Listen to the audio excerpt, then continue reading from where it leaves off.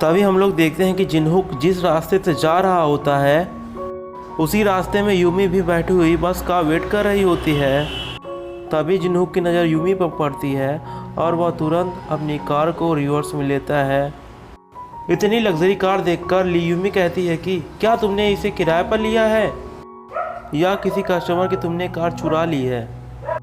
यह सब सुनकर जिनहुक वाज लाइक, क्या बोलूँ यार मैं इसको। जिनहुक बताने वाला ही होता है कि मैं उस होटल के ऑनर का बेटा हूँ, लेकिन वह नहीं बताता, वह चुप रहता है। जिसके बाद वह यूमी को लिफ्ट देने के लिए पूछता है, लेकिन यूमी गुस्से में मना कर देती है और कहती है कि मुझे कार चोरी करने के एग्ज़ाम में अंदर नहीं जाना। जिसके बाद जिनहुक कहता है कि ठीक है, अगर तुम्हें अंदर नहीं आना तो कोई बात नहीं, वैसे भी मुझे तो नहीं लगता कि तुम्हें आज कोई बॉस मिलेगी। यह सब सुनते ही यूमी तुरंत जाकर कार के अंदर बैठ जाती है और जिनहुक को चलने के लिए बोलती है। वे दोनों जा ही रहे होते हैं, तभी अचानक रास्ते में जिनहुक के कार का फ्यूल ख़त्म हो जाता है और इसलिए वह यूमी से कुछ पैसे मांगता है। जिसके बाद वो दोनों एक जगह रुक कर रेस्ट करने का डिसाइड करते हैं। वह दोनों ड्रिंक करके उस बीच पर काफ़ी इंजॉय करते हैं और काफ़ी अच्छा पल बिताते हैं। यूमी भी यहाँ काफ़ी सारा ड्रिंक करती है और इसी तरह से धीरे धीरे काफ़ी रात हो जाती है। यूमी सैड होकर जिनहुक से कहती है कि आज तक मुझसे किसी ने नहीं पूछा कि क्या मैं ठीक हूँ, लेकिन यह बात पूछने वाले तुम पहले इंसान हो। यह सब सुनकर जिनहुक कहता है कि तुम पहली लड़की नहीं जो मेरे कारण रो रही हो, क्योंकि मेरी वजह से काफ़ी सारी लड़कियां पहले भी रो चुकी हैं, बट तुम पहली लड़की हो जो सिर्फ और सिर्फ इसलिए रो रही है क्योंकि मैंने उससे पूछ लिया कि क्या तुम ठीक हो, और उन लड़कियों में से तुम पहली लड़की हो जो रोते हुए काफ़ी सुंदर लग रही है। यह सब सुनते ही यूमी को हिचकियाँ आने लगती है। जिसके बाद वो दोनों एक दूसरे के काफ़ी क्लोज आ जाते हैं और वे दोनों किस करते हुए पूरी नाइट स्पेंड करते हैं। नेक्स्ट सीन में हम लोग देखते हैं कि जब यूमी सोकर उठती है तो अपनी ऐसी हालत देखकर अपने ऊपर काफ़ी गुस्सा करती है। तभी वह अपना सारा सामान लेकर जिनहुक को बिना बताए चुपचाप वहाँ से कार से चली जाती है। जिसके बाद 3 साल ऐसे ही बीत जाते हैं और तभी हमें उन दोनों के मॉर्निंग रूटीन का सीन दिखाया जाता है, जहाँ हमें यह पता चलता है कि यूमी के साथ टाइम स्पेंड करने के बाद जिनहुक काफ़ी सुधर जाता है। मतलब कि वह एक प्ले बॉय से अपने डैड की कंपनी का हार्ड वर्किंग CEO बन जाता है, जो कि अपने टाइम और काम को लेकर काफ़ी ज़्यादा स्ट्रिक्ट बन गया था। मतलब कि उसे कोई भी काम टाइम ख़त्म होने के बाद करना पसंद नहीं था। नेक्स्ट सीन में हम लोग देखते हैं कि जिनहुक अपने डैड के पास होता है। जिनहुक के डैड उससे कहते हैं कि मेरी उम्र अब वो कंपनी में काम करने की नहीं बल्कि गोद में बच्चे खिलाने की है। आखिर तुम मुझे ग्रैंडपा कब बना रहे हो। जिसके बाद जिनहुक यह सब सुनकर कहता है कि डैड मैं इस बारे में अभी कुछ सोचा नहीं हूँ, मुझे क्षमा करें। द नेक्स्ट सीन में हम लोग जिनहुक को ऑफिस में देखते हैं, जहाँ जिनहुक अपने एम्प्लॉयज़ को काफ़ी ज़्यादा काम देकर उन्हें परेशान करता है। द नेक्स्ट सीन में हम लोग देखते हैं कि यूमी एक कंपनी में जॉब के लिए जाती है और वह कंपनी किसी और की नहीं बल्कि हमारे ड्रामा के मेन लीड हमारे जिनहुक की होती है।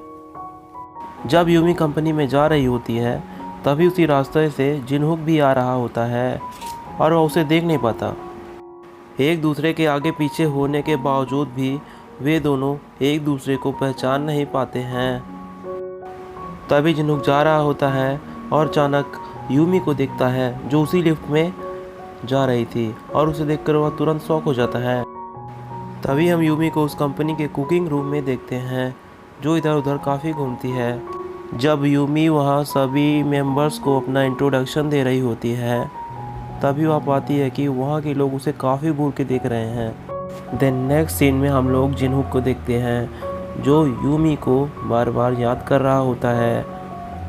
जब जिनहुक मीटिंग में होता है तभी उसे अचानक चक्कर आ जाता है।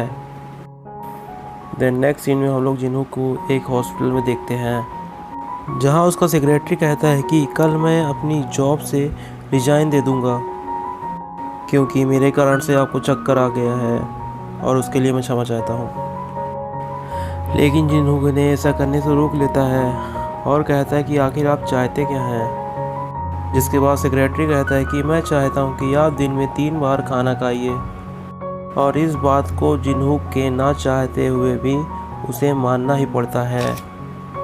जिसके बाद जिनहुक का सेक्रेटरी ली यूमी को 3 बार खाना बनाने के लिए बोलते हैं क्योंकि ली यूमी वहाँ की न्यूट्रिनिस्ट होती है, और वह यूमी को बताता है कि 3 टाइम के खाने में पहला ब्रेकफास्ट, दूसरा लंच, तीसरा डिनर बनाने की जिम्मेदारी आपकी होगी। और यह सब सुनकर यूमी मन ही मन काफ़ी गुस्सा करती है और खुद से कहती है कि यह सब मुझे बनाना होगा। जिसके बाद यूमी वहाँ के मेंबर्स को बनाती है कि वह मेरी मदद करें, लेकिन वहाँ के मेंबर्स उसे मना कर देते हैं और कहते हैं कि यह सब काम तो तुम्हारा है और तुम्हारे काम में भला हम क्यों मदद करें, और वैसे भी उन्होंने काम के लिए आपको चुना है।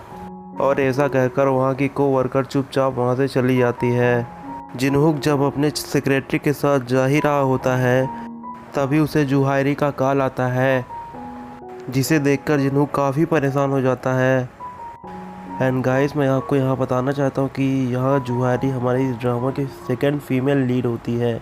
और जिनहुक अपने सेक्रेटरी से कहता है कि अगर जुहायरी मुझे आज फिर से मिल गई ना, तब तो मुझे फिर से हॉस्पिटलाइज होना पड़ेगा। तभी वो दोनों जुहायरी से बचने के लिए एक जगह छिप जाते हैं। वहीं जुहायरी बार बार जिनहुक को फ़ोन लगाती है लेकिन वह नहीं उठाता, इसलिए वह गुस्से से चुपचाप वहाँ से चली जाती है। दूसरी ओर यूमी जिनहुक के लिए खाना तैयार करने में लग जाती है और फिर उसे अच्छे से पैक करके जिनहुक के सेक्रेटरी को उसे थमा देती है।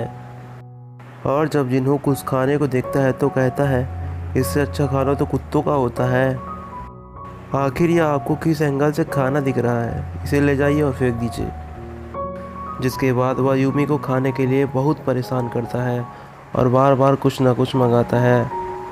और नेक्स्ट सीन में हम लोग यूमी को देखते हैं जो मॉर्निंग का ब्रेकफास्ट बना के जिनहुक के सेक्रेटरी को दे देती है। जिनहुक उस लंच बॉक्स को देखता है और बिना टेस्ट किए हुए उसे फेंकवा देता है।